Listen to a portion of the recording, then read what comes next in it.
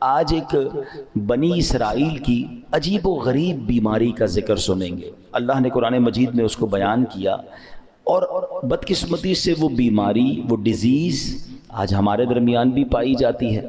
تو یوں سمجھیے کہ یہ ہمارے لیے بھی بڑی ریلیونٹ ہے، ہمیں بھی بہت غور سے اس کو سننا ہے کہ کہیں ہم میں سے کسی کے اندر یہ بری بیماری نہ لگ جائے. اور یہ بیماری ان کو کیوں لگی، قرآن نے اسے بھی بیان کیا. اللہ قریب قرآن مجید میں ارشاد فرماتا ہے، پارہ نمبر 1 ہے، سورہ بقرہ آیت نمبر 74. ارشاد ہوتا ہے، بسم اللہ الرحمن الرحیم، ثم قست قلوبكم من بعد ذلك فهي كالحجارة أو أشد قسوة وَإِنَّ مِنَ الْحِجَارَةِ لَمَا يَتَفَجَّرُ مِنْهُ الْأَنْهَارُ وَإِنَّ مِنْهَا لَمَا يَشَّقَّقُ فَيَخْرُجُ مِنْهُ الْمَاءُ وَإِنَّ مِنْهَا لَمَا يَهْبِطُ مِنْ خَشْيَةِ اللَّهِ وَمَا اللَّهُ بِغَافِلٍ عَمَّا تَعْمَلُونَ. اب اس آیت کا ترجمہ کیا ہے؟ آسان ترجمہ قرآن کنز العرفان. پھر اس کے بعد تمہارے دل سخت ہو گئے تو وہ پتھروں کی طرح ہیں، بلکہ اس سے بھی زیادہ سخت ہو گئے. اور پتھروں میں کچھ تو وہ ہیں جن سے ندیاں بہہ نکلتی ہیں، اور کچھ وہ ہیں کہ جب پھٹ جاتے ہیں تو ان سے پانی نکلتا، اور کچھ وہ ہیں جو اللہ کے ڈر سے گر پڑتے ہیں، اور اللہ تمہارے اعمال سے ہرگز بے خبر نہیں. یہ جو آخری آیت کا حصہ ہے نا، یہ تو سمجھ لیں یہاں لکھا ہونا چاہیے. کیا فرمایا؟ وَمَا اللَّهُ بِغَافِلٍ عَمَّا تَعْمَلُونَ. جان لو کہ اللہ تمہارے اعمال سے ہرگز بے خبر نہیں ہے. جو کچھ ہم کر رہے ہیں نا، سب اللہ دیکھ رہا ہے. ہم بعض اوقات لوگوں سے، رشتہ داروں سے، دوستوں سے چھپانے کی کوشش کر رہے ہوتے ہیں. شہر تبدیل کریں گے، علاقہ تبدیل کریں گے، دروازہ بند کر دیں گے، دنیا میں کوئی نہ دیکھ لے. بار بار قرآن انڈیکیٹ کر رہا ہے، وَمَا اللَّهُ بِغَافِلٍ عَمَّا تَعْمَلُونَ. اللہ تمہارے اعمال سے ہرگز بے خبر نہیں، وہ دیکھ رہا ہے. تو کاش یہ خیال دل میں راسخ ہو جائے کہ میں جو کچھ کرتا ہوں، اچھا کر رہا ہوں یا برا کر رہا ہوں، رب دیکھ رہا ہے. اچھے کام میں بھی، اچھا عجیب ہیں ہم لوگ نا، برے کام میں لوگ نہ دیکھ لیں اس کی ٹینشن، اچھے کام میں لوگ کیوں نہیں دیکھ رہے اس کی ٹینشن. کسی طرح لوگوں تک پہنچا دوں کہ میں نے کوئی اچھا کام کیا ہے. اگر یہ ذہن بن جائے نا کہ دنیا دیکھے نہ دیکھے، اللہ دیکھ رہا ہے.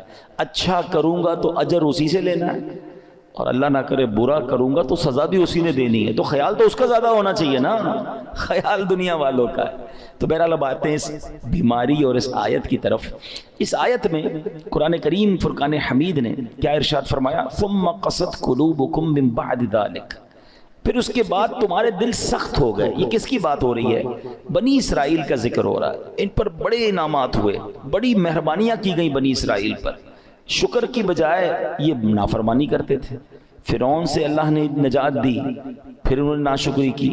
تورات عطا کی، پھر ناشکری کی. بچڑے کی پوجا کی، اللہ نے اس میں توبہ کی توفیق دے دی، پھر ناشکری کی. 70 افراد کو کوہ طور پر بلایا، انہوں نے پھر ناشکری کی. انہیں منو سلوہ عطا کیا، پھر ناشکری کی. انہیں قدرت کی نشانیاں دکھائیں، پھر ناشکری کی. اللہ پاک کی نافرمانیوں میں مصروف رہے، ایک کے بعد ایک نافرمانی، ایک کے بعد ایک گناہ کرتے رہے، یہاں تک کہ ان کے دل سخت ہو گئے. مگر اب قرآن کیا کہتا ہے؟ کتنے سخت ہوئے؟ فَهِيَ كَالْحِجَارَةِ. تو وہ پتھروں کی طرح ہو گئے. اب پتھر کتنا سخت ہوتا ہے سمجھیے گا. یاد رکھیے، سختی کی اور بھی چیزیں ہوتی ہیں. لوہا بڑا سخت ہوتا ہے، لکڑی بڑی سخت ہوتی ہے، مگر لوہا آگ سے نرم ہو جاتا ہے، لکڑی پانی سے نرم ہو جاتی ہے. مگر پتھر کتنا سخت ہوتا ہے، نہ گرمائش میں پگھلتا ہے. ہتھوڑے مار مار کے اس کا برادہ تو کر سکتے ہیں، چورا چورا کر سکتے ہیں، مگر نرم نہیں کر سکتے. تو قرآن نے مثال کیا دی کہ دل پتھر سے سخت ہو گئے. اچھا پھر کہا او اشد قسوہ، پتھر سے بھی زیادہ سخت ہو گئے. اللہ اکبر. ان دلوں کا عالم کیا ہوگا کہ جن کو قرآن کہہ رہا ہے کہ تمہارے دل پتھر جیسے سخت، بلکہ اس سے بھی زیادہ سخت ہو گئے.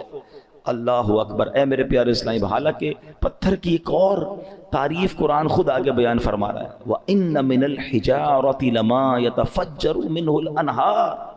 پتھر میں تو کچھ وہ ہیں جن سے ندیاں بہتی ہیں. وَإِنَّ مِنْهَا لَمَا يَشَّقَّقُ فَيَخْرُجُ مِنْهُ الْمَاءُ. اور کچھ وہ ہیں جو پھٹ جائیں تو ان سے پانی نکلتا ہے. وَإِنَّ مِنْهَا لَمَا يَهْبِطُ مِنْ خَشْيَةِ اللَّهِ. اور کچھ وہ ہیں جو اللہ کے ڈر سے گر پڑتے ہیں، یعنی پتھر بھی اللہ کا خوف کرتے ہیں۔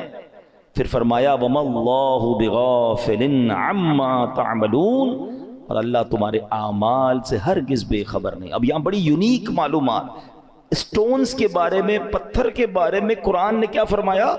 پتھر چاہے کتنے سخت ہوں، اللہ کے نافرمان نہیں ہوتے، یہ بھی پھوٹ پڑتے ہیں، ان سے بھی چشمے جاری ہوتے ہیں، خوف خدا کے سبب بڑی بڑی چٹانیں، بڑے بڑے پتھر لڑک جاتے ہیں، لیکن گناہگاروں کے دل جب سخت ہو جائے نا تو وہ اتنے سخت ہوتے ہیں کہ وہ پتھر سے بھی زیادہ سخت ہو، ان پر کوئی بات اثر نہیں کرتی، اللہ کا حکم سن کر یہ زیر نہیں ہوتے، عذاب کا تذکرہ سن لیں تو ان پر خوف طاری نہیں ہوتا، جنت کی نعمتوں کا سن لیں پھر بھی دل مائل نہیں ہوتا۔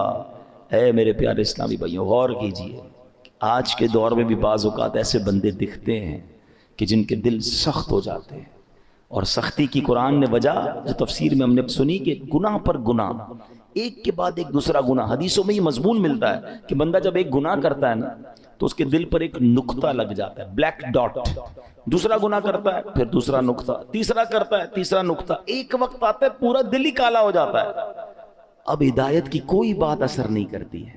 تو اسی لیے کہتے ہیں نا، جیسے ہی گناہ ہو جائے ویسے ہی توبہ کر لو، جیسے ہی نافرمانی ہو جائے ویسے ہی نیکی کر لو، کلیریفائی ہونا چاہیے، ہارٹ پیور ہونا چاہیے، آنسو بہایا کرو اللہ کی بارگاہ میں کہ یہ دلوں کو دھو دیتا ہے، دلوں کو صاف کرتا ہے، بندہ خوف الہی سے لرزتا رہے۔ مگر آج حال یہ ہے کہ دل اتنے سخت ہو گئے کہ کوئی ہدایت کی بات اثر کرنا تو دور کی بات، اچھی بھی نہیں لگتی۔ آج کے دور میں کسی سے اچھی بات کرو، قرآن کی بات کرو، دین کی بات کرو، لڑنے لگ جاتا ہے مسلمان ہو کر۔ یہ کیا ہر وقت بات یہ لگائی بھی ہے